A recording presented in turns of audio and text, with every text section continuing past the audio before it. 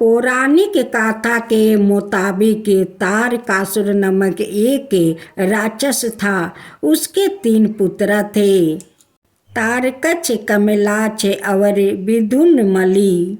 भगवान शिव के बड़े पुत्र कार्तिकेय ने तारकासुर का वध किया। अपने पिता की हत्या की खबर सुन तीनों पुत्र बहुत दुखी हुए। तीनों ने मिलकर ब्रह्मा जी से वरदान मांगने के लिए घोर तपस्या की। ब्रह्मा जी तीनों की तपस्या से प्रसन्न हुए और बोले कि मांगो, क्या वरदान मांगना चाहते हो। तीनों ने ब्रह्मा जी से अमर होने का वरदान मांगा, लेकिन ब्रह्मा जी ने उन्हें इसके अलावा कोई दूसरा वरदान मांगने को कहा।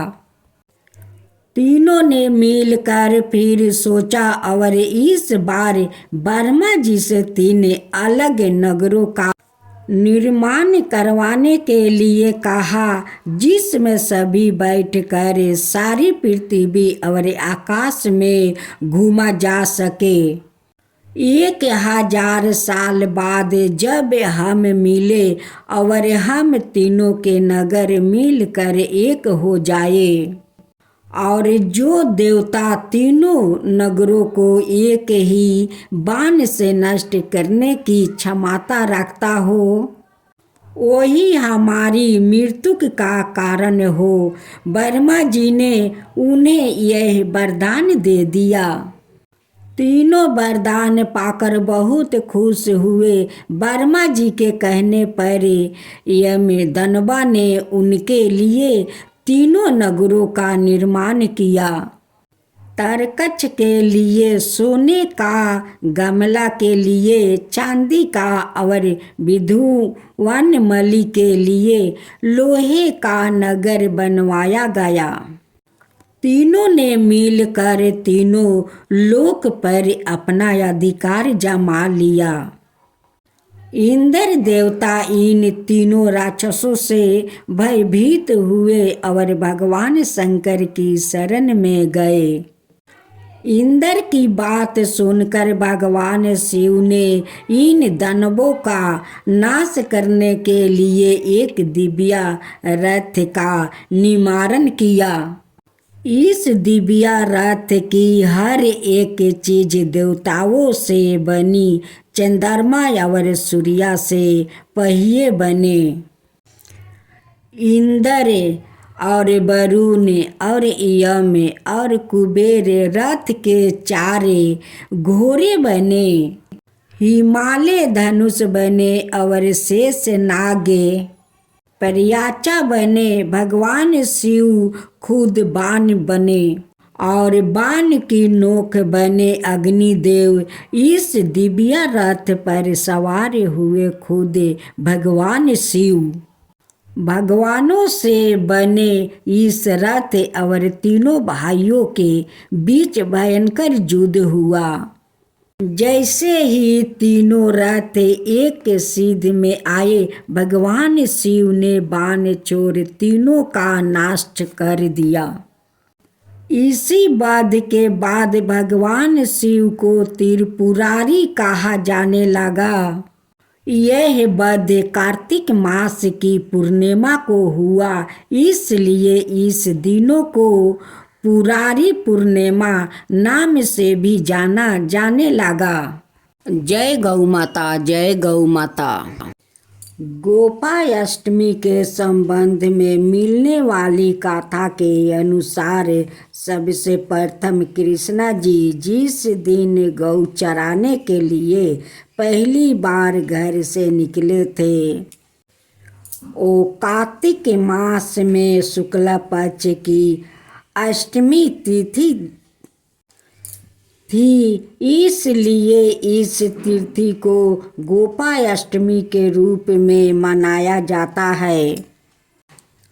गोपाष्टमी की पौराणिक कथा के अनुसार जब श्री कृष्ण 6 बरस के हुए तो यशोदा जी से कहने लगे, मैया अब मैं 12 हो गया हूँ।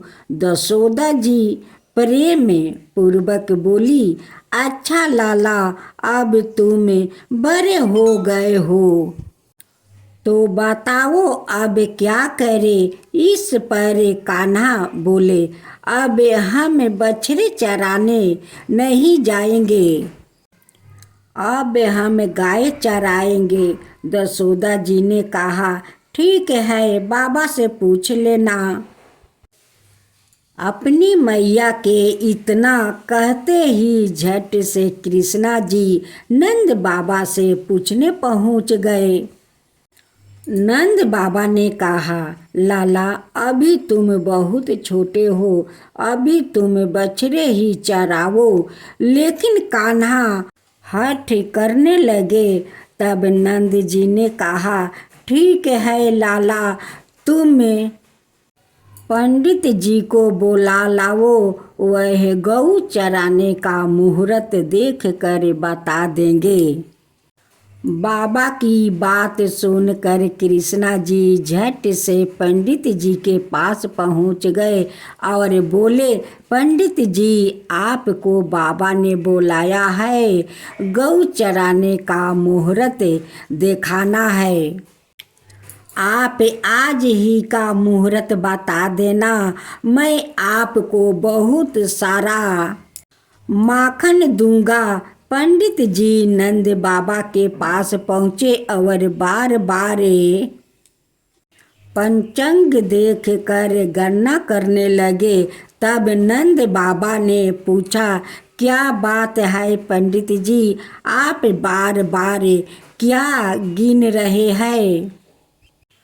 तब पंडित जी ने कहा, क्या बताए, गऊ चराने के लिए केवल आज का ही मुहूर्त निकल रहा है, इसके बाद तो 1 बरस तक कोई मुहूर्त नहीं है।